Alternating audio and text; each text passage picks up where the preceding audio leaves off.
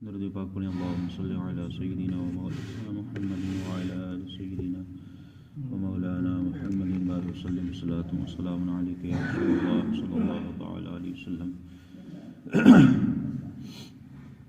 نماز کے تعلق سے چند احادیث کریمہ ہیں۔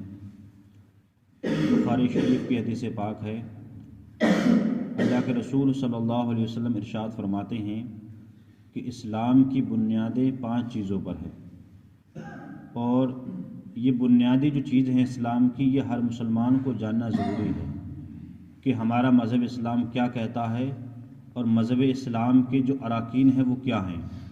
تو میرے آقا نے ارشاد فرمایا کہ اسلام کی جو بنیادیں ہیں کہ جس پر اسلام رکا ہوا ہے، جیسے ایک مثال کے طور پر ہم جو لوگ مکان وغیرہ بناتے ہیں تو اس میں دیواریں دیتے ہیں، کولم دیتے ہیں، تاکہ ہمارا جو لنٹر ہے وہ اس کے اوپر رکا رہے مضبوطی طریقے سے۔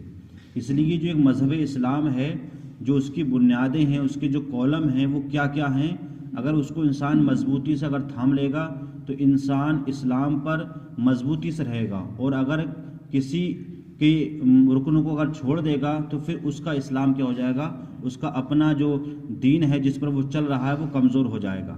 اب وہ کیا ہے، میرے آقا صلی اللہ علیہ وسلم نے ارشاد فرمایا کہ سب سے پہلے جو بنیاد وہ یہ ہے کہ اس چیز کی شہادت دینا کہ اللہ کے سوا کوئی معبود نہیں اور محمد صلی اللہ علیہ وسلم اللہ کے بندے اور اس کے رسول ہیں۔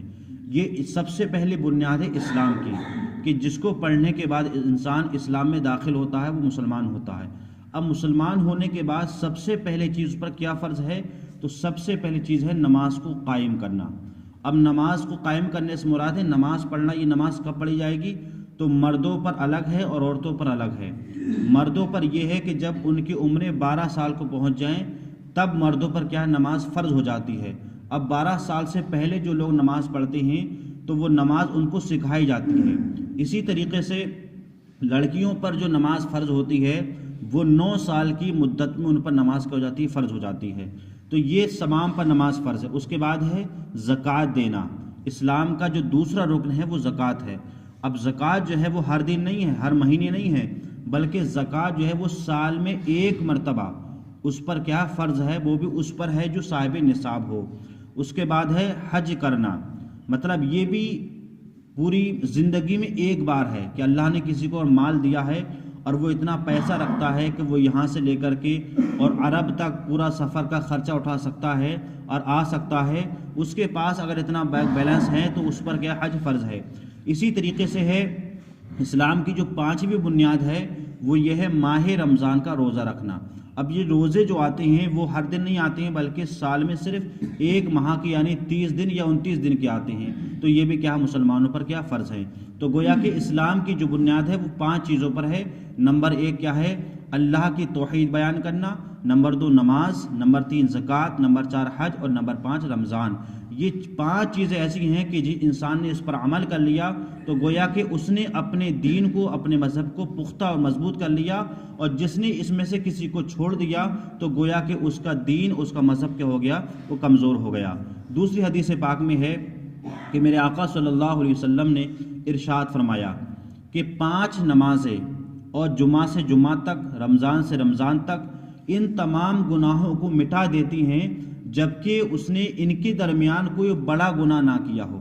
مثال کے طور پر انسان نے ایک وقت کی نماز پڑھی، فجر کی پڑھی، اب ظہر تک، پھر عصر تک، پھر مغرب تک، پھر عشاء تک، پھر ایک جمعہ سے دوسرے جمعہ تک، ایک رمضان سے دوسرے رمضان تک۔ اگر اس میں کوئی انسان اگر گناہ کرتا ہے، گناہ صغیرہ چھوٹے گناہ کرتا ہے، تو اللہ تبارک و تعالیٰ ان نماز کے صدقے میں گناہوں کو معاف فرما دیتا ہے، بشرط یہ کہ اس نے کوئی بڑا گناہ نہ کیا ہو، کیونکہ بڑا جو گناہ ہوتے ہیں وہ صرف توبہ سے ہی معاف ہوتے ہیں۔